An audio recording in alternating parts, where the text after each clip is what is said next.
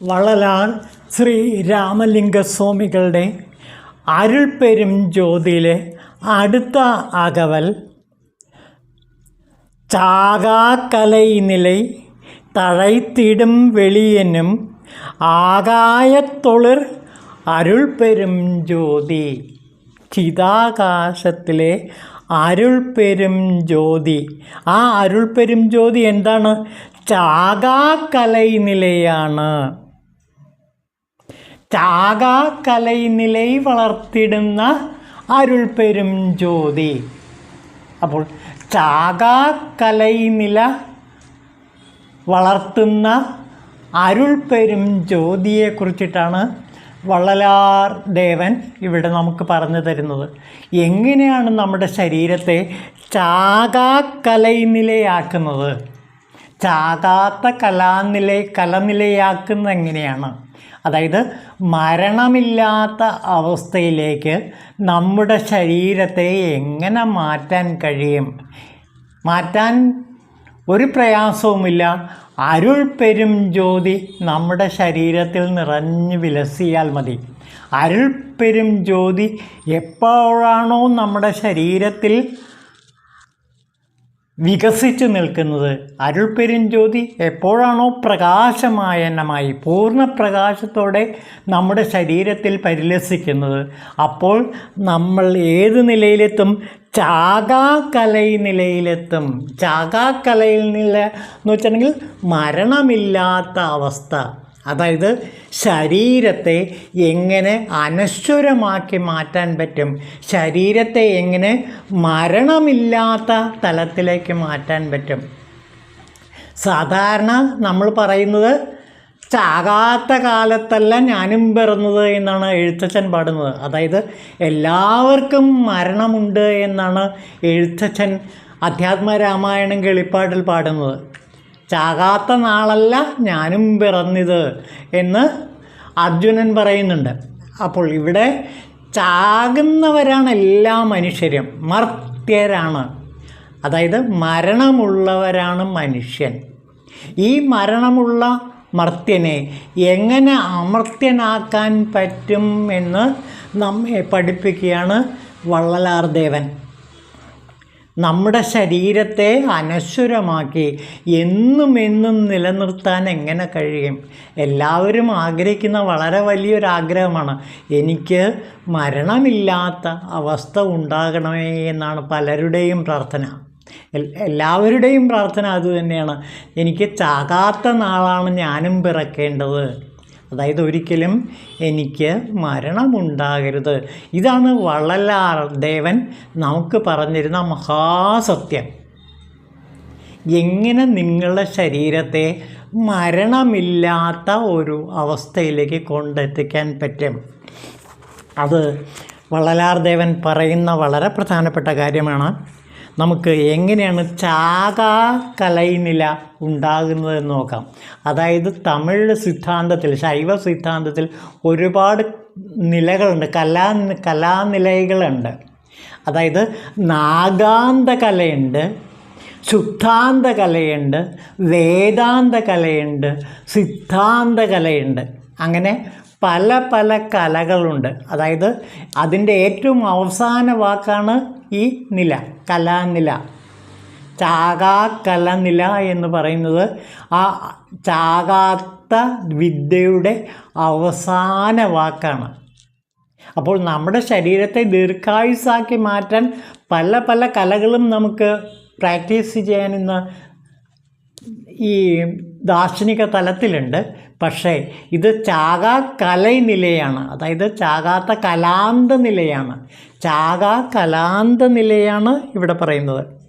ആ ചാകാകലാന്ത നില എന്ന് പറയുന്നത് ശുദ്ധാന്ത നിലയാണ്. ഈ ശുദ്ധാന്ത നിലയാണ് സന്മാർഗനില. നമുക്ക് ആ സന്മാർഗ നിലയിലേക്ക് അല്പം പ്രവേശിക്കാം. കാരണം വള്ളലാർ ദേവൻ്റെ ഏറ്റവും പ്രധാനപ്പെട്ട ഒരു ദർശനമാണ് ശുദ്ധ സന്മാർഗകല. എന്താണതെന്ന് നോക്കാം. ജീവനുമായി ബന്ധപ്പെട്ട ശരീരത്തെയും ശരീരമായി ബന്ധപ്പെട്ട ജീവനെയും അവയ്ക്ക് ക്ഷീണം സംഭവിക്കാതെ കാത്തു രക്ഷിക്കുന്ന ദിവ്യദീപമാണ് അരുൾപ്പെരും ജ്യോതി. ശുദ്ധ സന്മാർഗത്തിലൂടെ മരണമില്ലാത്ത മഹാജീവിതത്തിലേക്ക് നമുക്ക് പ്രവേശിക്കാൻ കഴിയും. അപ്പോൾ വള്ളലാർദേവൻ പറയുന്നത് ശുദ്ധ സന്മാർഗ ജീവിതത്തിലൂടെ ഒരാൾക്ക് ഈ ലക്ഷ്യസ്ഥാനത്തിലേക്ക്, മരണമില്ലാത്ത ശരീരത്തിലേക്ക് എത്തിച്ചേരാൻ കഴിയും. എന്താണ് ശുദ്ധ സന്മാർഗം? നമ്മൾ കഴിഞ്ഞ ദിവസം കണ്ടാണ് സത്മാർഗം. അത് ഏറ്റവും പരിശുദ്ധമായ സത്തായ മാർഗം. ആ സത്തായ മാർഗം എന്ന് പറയുന്നത് അൻപാണ്. അൻപിലൂടെ ഒരാൾക്ക് മരണമില്ലാത്ത ശരീരത്തിലേക്ക് എത്തിച്ചേരാൻ പറ്റും. അൻപിലൂടെ ഒരാൾക്ക് ശുദ്ധ സന്മാർഗ ലക്ഷ്യത്തിലേക്ക് എത്തിച്ചേരാൻ പറ്റും. അതുപോലെ കരുണയിലൂടെ ഒരാൾക്ക് ശുദ്ധ സന്മാർഗ ലക്ഷ്യത്തിലേക്ക് എത്തിച്ചേരാൻ പറ്റും. അതേപോലെ ദയയിലൂടെ ഒരാൾക്ക് ശുദ്ധ സന്മാർഗ ലക്ഷ്യത്തിലേക്ക് എത്താൻ പറ്റും. സത്യത്തിലൂടെ ഒരാൾക്ക്, സത്യാനുഷ്ഠാനത്തിലൂടെ ഒരാൾക്ക് ഈ ശുദ്ധ സന്മാർഗ ലക്ഷ്യത്തിലേക്ക് എത്താൻ പറ്റും. അതേപോലെ തന്നെ ആനന്ദത്തിലൂടെ, ശിവാനന്ദത്തിലൂടെ ഒരാൾക്ക് ഈ ശുദ്ധ ലക്ഷ്യത്തിലേക്ക് എത്തിച്ചേരാൻ കഴിയും. അപ്പോൾ ഇങ്ങനെയുള്ള മാർഗങ്ങൾ പലതാണ്. അതിൽ ഇവിടെ വള്ളലാർ തിരഞ്ഞെടുത്തിരിക്കുന്ന ഏറ്റവും പ്രധാനപ്പെട്ട 2 വഴികൾ എന്ന് പറയുന്നത് അൻപും കരുണയുമാണ്. അതിൻ്റെ സഹകാരികളായി ദയ, ധർമ്മം, സത്യം തുടങ്ങിയ എല്ലാ സാത്വിക ഗുണങ്ങളും നിറഞ്ഞ ഒരു വഴിയാണ് ശുദ്ധ സന്മാർഗം വഴി. ഈ ശുദ്ധ സന്മാർഗത്തിലൂടെ ഒരാൾക്ക് അയാളുടെ ജീവൻ, അതായത് കൊല്ലായ്മയിലൂടെ, കൊല്ലായ്മ എന്ന് വെച്ചിട്ടുണ്ടെങ്കിൽ അഹിംസയിലൂടെ ഒരാൾക്ക് ഈ സന്മാർഗ വഴിയിലേക്ക് എത്തിച്ചേരാൻ പറ്റും. അഹിംസ വളരെ പ്രധാനപ്പെട്ടതാണ്. ഒരു ജീവനെ നശിപ്പിക്കാതിരിക്കുക. അതുകൊണ്ടാണ് മരിച്ചു കഴിഞ്ഞാലും, ഒരു ശുദ്ധ സന്മാർഗി മരിച്ചു കഴിഞ്ഞാലും അയാളുടെ ശരീരത്തെ അവർ ദഹിപ്പിക്കില്ല, മറിച്ച് സമാധി ഇരുത്തുകയുള്ളൂ. നമ്മുടെ നാട്ടിലെ സിദ്ധ പാരമ്പര്യത്തിലും ഇത് തന്നെയാണ്. ഒരാൾ മരിച്ചു കഴിഞ്ഞാൽ, സിദ്ധനായ ഒരാൾ മരിച്ചു കഴിഞ്ഞാൽ, സിദ്ധ പരമ്പരയിൽപ്പെട്ട ഒരാൾ മരിച്ചു കഴിഞ്ഞാൽ അയാളെ ദഹിപ്പിക്കില്ല, മറിച്ച് ശരീരമാകെ സമാധിയിരുത്തും. മൂടി, ഉപ്പ്, കർപ്പൂരം തുടങ്ങിയവ കൊണ്ട് മൂടി സമാധിയിരുത്തുകയാണ് ചെയ്യുന്നത്. മറിച്ച് ശരീരത്തെ നശിപ്പിക്കുക എന്ന് വെച്ചിട്ടുണ്ടെങ്കിൽ അതിനർത്ഥം അതൊരു ഹിംസയാണെന്നാണ് വള്ളലാർ ദേവൻ അരുൾ വിളക്ക് മാലയിൽ പറയുന്നത്. അരുൾ വിളക്ക് മാലയെന്ന് പറഞ്ഞിട്ടൊരു കൃതിയുണ്ട്. അതിൽ ഈ ചാവാക്കലയെക്കുറിച്ച് വളരെ വ്യക്തമായി വിശദീകരിക്കുന്നുണ്ട്. അപ്പോൾ ശരീരത്തെ കൊല്ലാതിരിക്കുക, ശരീരത്തെ ദഹിപ്പിക്കാതിരിക്കുക, അതിനെ മൂടുക. എങ്ങനെ? സുഗന്ധ വസ്തുക്കൾ ഉപയോഗിച്ച്, സദ്വസ്തുക്കൾ ഉപയോഗിച്ച് മൂടുക. അങ്ങനെ ശരീരത്തെ മരണമില്ലാത്തൊരവസ്ഥയിലേക്ക് എങ്ങനെയാണ് മാറ്റുന്നത്? അതായത് ശരീരത്തിൽ കുടികൊള്ളുന്ന 3 മലങ്ങൾ, ശരീരത്തിലും മനസ്സിലും കുടികൊള്ളുന്ന 3 മലങ്ങൾ നമ്മളെപ്പോഴും കാണുന്നതാണ്. ആണവം, കർമ്മം, മായ. അതായത് സഞ്ചിത കർമ്മങ്ങൾ, പ്രാരാബ്ധ കർമ്മങ്ങൾ, ആഗാമി കർമ്മങ്ങൾ തുടങ്ങിയവയിലൂടെ സ്വരുക്കൂട്ടുന്ന എല്ലാ മാലിന്യങ്ങളും, എല്ലാ മലങ്ങളും, ആണവം, കർമ്മം, മായ എന്നീ 3 മലങ്ങളെയും പൂർണ്ണമായി ദഹിപ്പിച്ചാൽ ആ സാധകൻ്റെ ശരീരം സുവർണ ശരീരമായി മാറും. അതായത് സ്വർണ്ണ ശരീരമായി മാറും, മരണമില്ലാ ശരീരമായി മാറും. അതായത് 3 മലങ്ങൾ ഉള്ളത് കൊണ്ടാണ് നമ്മുടെ ശരീരം അഴുകി ദ്രവിച്ച് നശിച്ചു പോകുന്നത്. അപ്പോൾ ജീവന് നാശമുണ്ടാകുന്നത് ഈ 3 മലങ്ങൾ കൊണ്ടാണ്. ഈ 3 മലങ്ങളെ പരിപൂർണമായി നശിപ്പിച്ചാൽ നമ്മുടെ ശരീരത്തിന് ഒരിക്കലും നാശമുണ്ടാകില്ല. ഇത് എങ്ങനെയാണ് നടത്തുക എന്ന് വള്ളലാർ ദേവൻ പറയുന്നുണ്ട്. മരണമില്ലാത്ത ഈ മഹാജീവിതം എങ്ങനെ കിട്ടും? സ്ഥൂലദേഹത്തെ പല പടികളായി മാറ്റി സൂക്ഷ്മ ശരീരമാക്കണം. അപ്പോൾ സ്ഥൂലത്തിൽ നിന്ന് സൂക്ഷ്മത്തിലേക്ക് എത്തിച്ചേരണം. അതായത് സ്ഥൂല ശരീരം എന്തായി മാറുന്നു? ഈ സാധനയിലൂടെ, അരുൾപ്പെരുംജ്യോതിയിലൂടെ സൂക്ഷ്മ ശരീരമായി മാറുന്നു. എന്നിട്ടോ അവസാനം സ്ഥൂലവും സൂക്ഷ്മവും അഭിന്നമാർന്ന് ഒന്നിനോടൊന്ന് ഇണങ്ങിച്ചേർന്ന് തിരിച്ചറിയാൻ പറ്റാത്ത വിധം ശരീരമാക്കപ്പെടുന്നു. അപ്പോൾ സ്ഥൂലം സൂക്ഷ്മത്തിലേക്ക് ലയിച്ചു ചേർന്നു, സൂക്ഷ്മം കാരണത്തിലേക്കും ലയിച്ചു ചേരുന്നു. ഈ കാരണം അരുൾപ്പെരും ജ്യോതിയായി വികസിക്കുന്നു. അപ്പോൾ ഓർക്കുക, ശരീരത്തിൻ്റെ 3 പരിണാമ അവസ്ഥയിലൂടെ ശരീരത്തെ മരണമില്ലാത്ത അവസ്ഥയിലേക്ക് മാറ്റാം.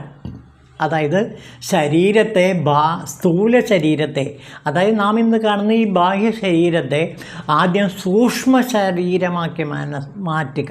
അതായത് സൂക്ഷ്മം എന്ന് വെച്ചാൽ മാനസികമായ ഒരു തലമാണത്. സൂക്ഷ്മ ശരീരമാക്കി മാറ്റുക. സൂക്ഷ്മത്തിലും കടന്ന് അത് കാരണ ശരീരമായി മാറുന്നു. പിന്നെ കാരണശരീരവും കടന്ന് അത് അരുൾപ്പെരും ജ്യോതിയായി വികസിക്കുന്നു. ഇതാണ് ശരീരത്തിൻ്റെ പരിണാമാവസ്ഥ. എങ്ങനെ? ശുദ്ധ സന്മാർഗിയുടെ ശരീരത്തിൻ്റെ പരിണാമാവസ്ഥ ഇങ്ങനെയാണ്. സ്ഥൂലത്തിൽ നിന്ന് സൂക്ഷ്മത്തിലേക്ക്, സൂക്ഷ്മത്തിൽ നിന്ന് കാരണത്തിലേക്ക്, കാരണത്തിൽ നിന്ന് അരുൾപ്പെരും ജ്യോതിയിലേക്ക്.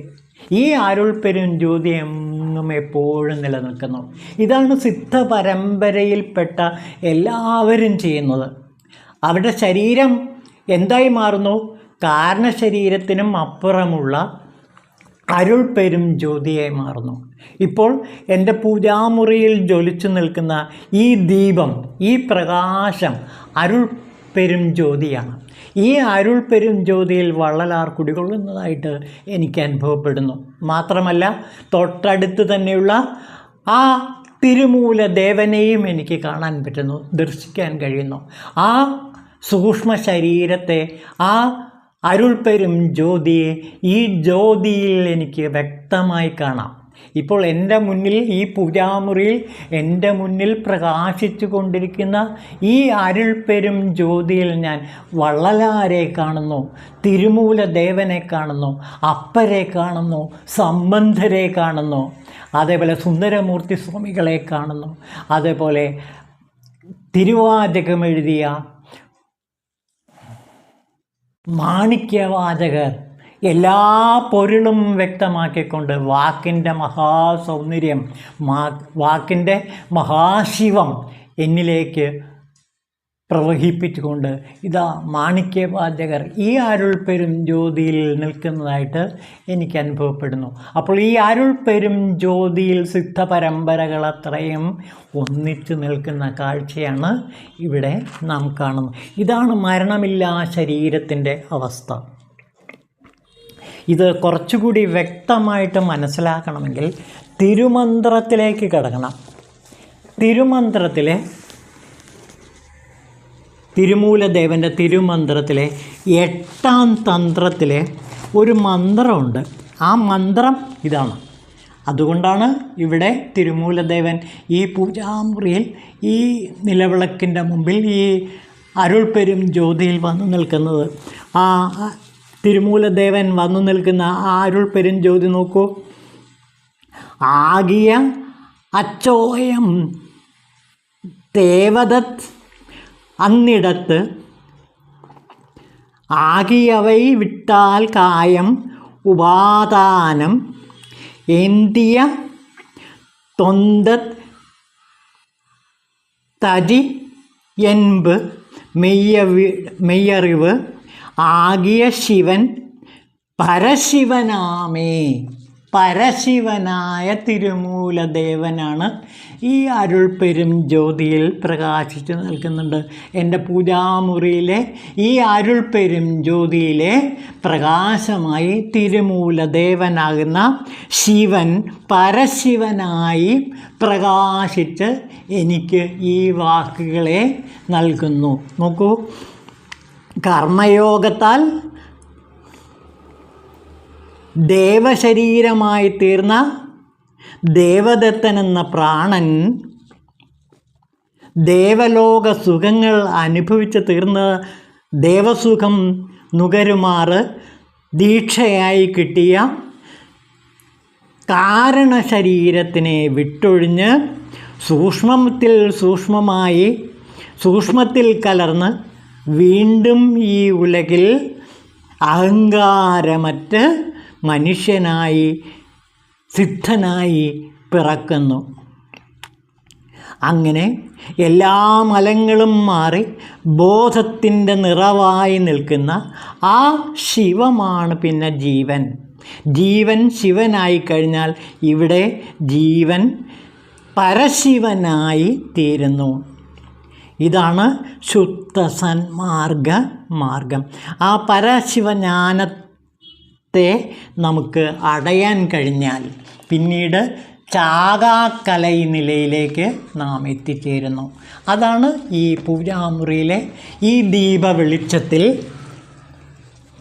സാക്ഷാൽ വള്ളലാരും അതുപോലെ തിരുമൂലദേവനും അതേപോലെ മാണിക്യവാചകരും പ്രകാശം ചൊരിഞ്ഞുകൊണ്ട് എൻ്റെ വാക്കുകളിലൂടെ ഈ ദിവ്യമായ പ്രകാശധാര നിങ്ങളിലേക്ക് വ്യാപിപ്പിക്കുന്നത്.